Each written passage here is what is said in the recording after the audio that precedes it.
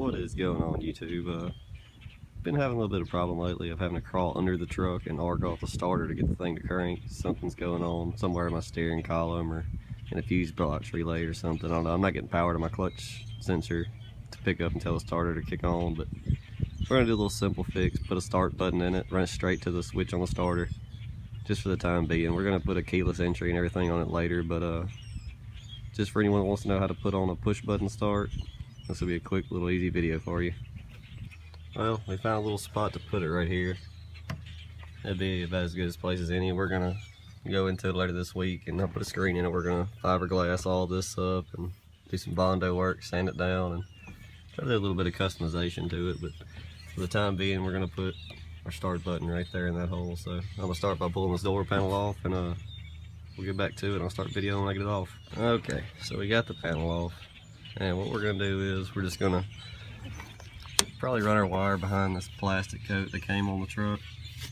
We're gonna run it down through your factory wiring sleeve, run it back out. We're gonna run just some standard old 2-piece wire, come together in one solid coating so you don't gotta run 2 separate wires and make a big mess of it, but that's what we're gonna do.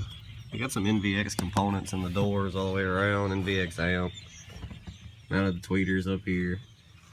Really wasn't planning on making a YouTube channel, kinda wish I was. The video then saw that shit, but we're gonna go in later and put lizard skin all on the inside, tear the whole interior out, build the fiberglass console. I mean, we're gonna go all out on this truck, so you'll get a chance to see a lot of this in the future. But I'm gonna get to running the wires and we'll get back to it whenever I get it done.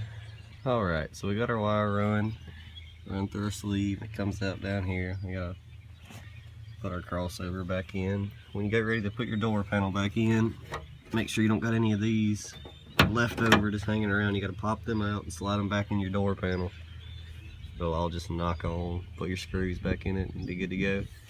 We're gonna run this wire 1 to a 12-volt constant. We're gonna run the other side of it to our switch on our starter under the hood, and I'll show you that in a minute.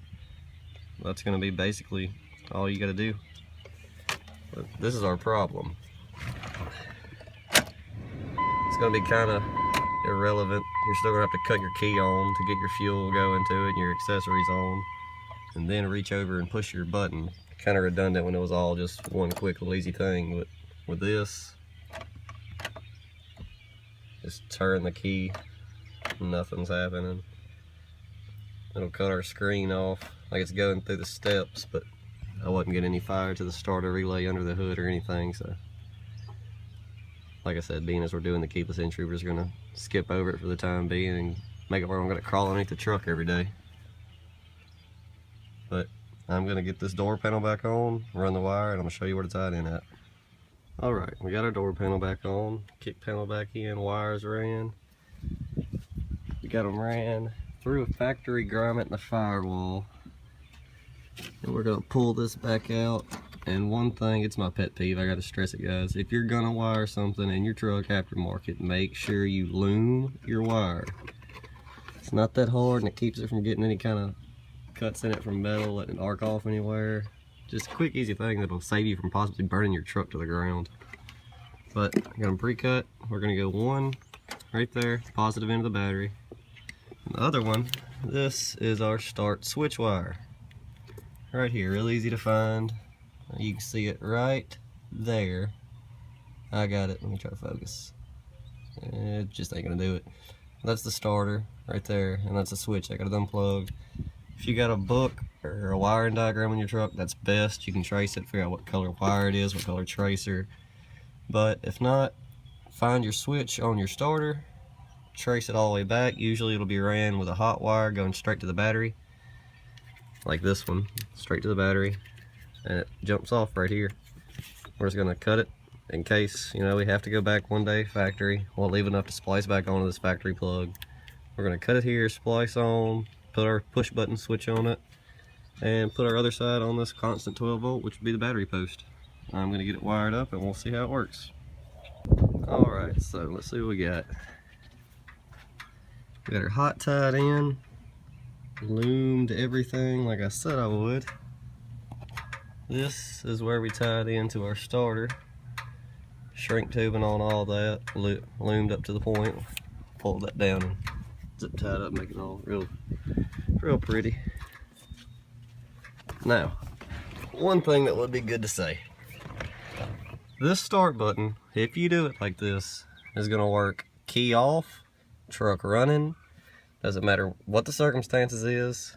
And if you have a standard like mine, it's not going to make sure you have the clutch out anymore. It's going to crank whenever you touch that button. So put it somewhere where it's not easily going to be knocked and hit and poked on accident, because anytime it's touched, it's going to kick that starter, and it doesn't matter if the flywheel's spinning or not. And another thing is, this is just set up for my principle. My little circumstance I got going on, my starter wasn't working to begin with the key switch. So if you had, let's say, a working switch, you need someone with a button, I guess, for the hell of it. I don't really see a point in it, but if you did, you could go in your key barrel and you could either get a wiring diagram or trace the wires with a power probe, whatever you want to do. Trace them and tie them to them like that. You don't got to run it under the hood like I did, but this way it will, let's say, keys off, push the button, it's going to spin it.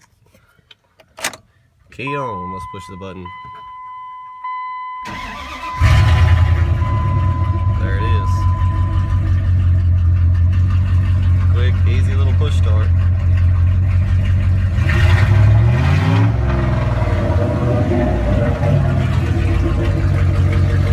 Alright guys, well,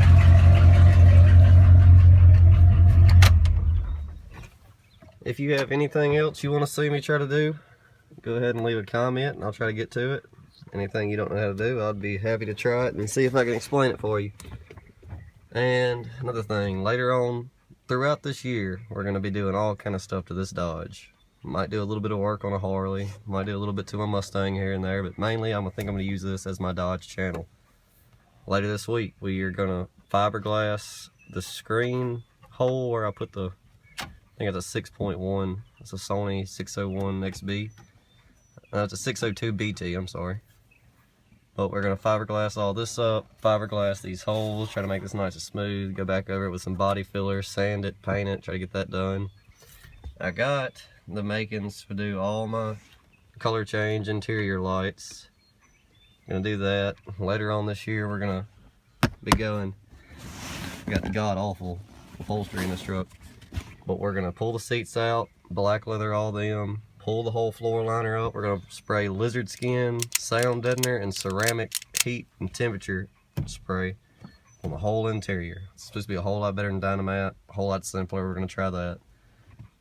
We're building a full center console all the way to the back, cutting the bench seat out in the middle, making it 2 buckets with this big center console flowing through it, making all that out of fiberglass. And hopefully later on next year we'll be trying to put a cam in this truck, swapping heads, new top end. I'm sure the plenum pan, if you know anything about these trucks, the plenum pan leaks and your truck might not be burning oil, but the plenum pan's letting you lose oil. I go through that, whole new top end build. Just mainly want a big cam in it. Putting a 4th gen bumper on it. I'm gonna fabricate, weld, and build my whole roof rack for this truck. Put some light bars in it, do some custom lighting, build a ice chest for the bed, with some speakers and some lights in it. And the big thing we want to do to it is, I don't know if you can tell, but I got a retarded lean on this truck, like 7-inch front, stock in the rear. And it's a damn 2-wheel drive truck. And the suspension components, they did this lift horribly wrong. Everything's rubbing. We're getting all new suspension components, new A-arms, new springs, new adjustable tie rod ends, hubs, ball joints, everything. So I guess I'll show you how to rebuild the whole front end on these trucks. But other than that, that's all I got for you today. Leave a comment, see what you want to do next. Thank you.